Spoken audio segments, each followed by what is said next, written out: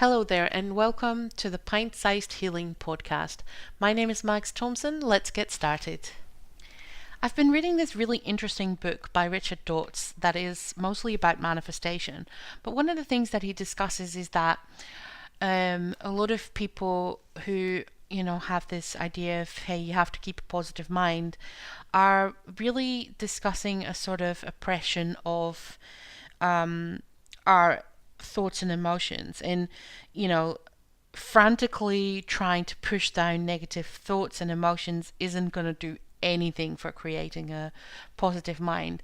But he asks the question, but what if you didn't have to react to your emotions all the time? What if you could notice an emotion and then just let it go? Wouldn't that be awesome? Here's the thing, I think that that's definitely possible. As much as we talk about, when we're talking about how to manage the relationship to a toxic person or to people in general in your life, and we're saying like, hey, do you know what, wouldn't it be good if you could respond to people rather than react to people? And I think the same is true for your emotional, or for your emotions, right?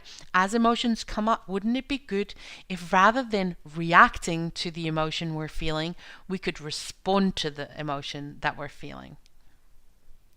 Let me just illustrate what I'm trying to say with a little bit of a practical example.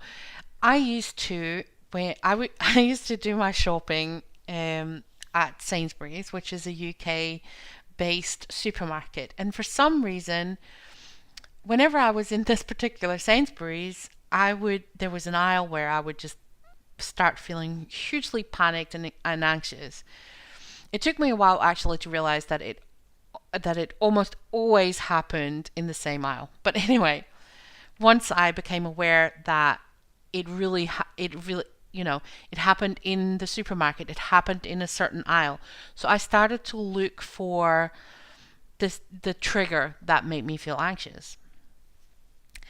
But also, as I became more aware of when I was triggered and the circumstances of that trigger, I became able to recognize the feeling much earlier, before it really was anxiety or panic, right?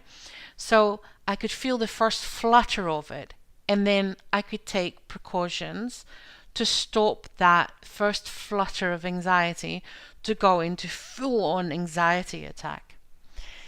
And then, as I became aware of the first flutter and I could take actions, the more I became skilled at recognizing the emotion coming up, and the more skilled I became at responding to the emotion, right? By taking the actions I needed to take in order to calm myself down, which was either sit down for a sec, leave the. At some point, I just left the supermarket and sat down outside for a little bit just to calm my nerve, right? That's still a pretty big action to take based on an emotion that just came up, but it started to it's a skills process. As as I said a couple of episodes ago, healing is learning new skills, and dealing with emotional triggers is definitely one of them.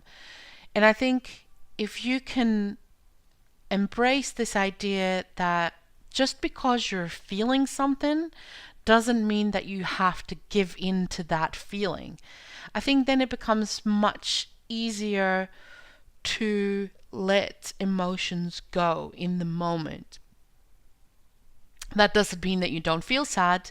It doesn't mean that you don't feel anxious, but it means that just because you feel sad for a second, because your subconscious just threw up some kind of random memory triggered by some random thing, right?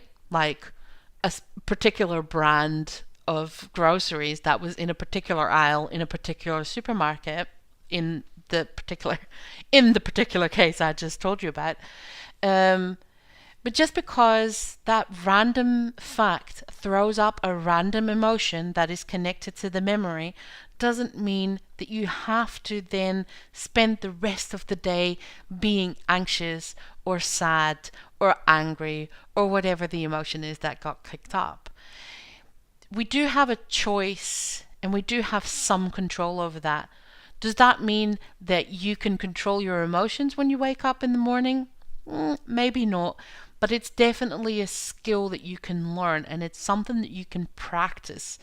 And then over time you will get better at it.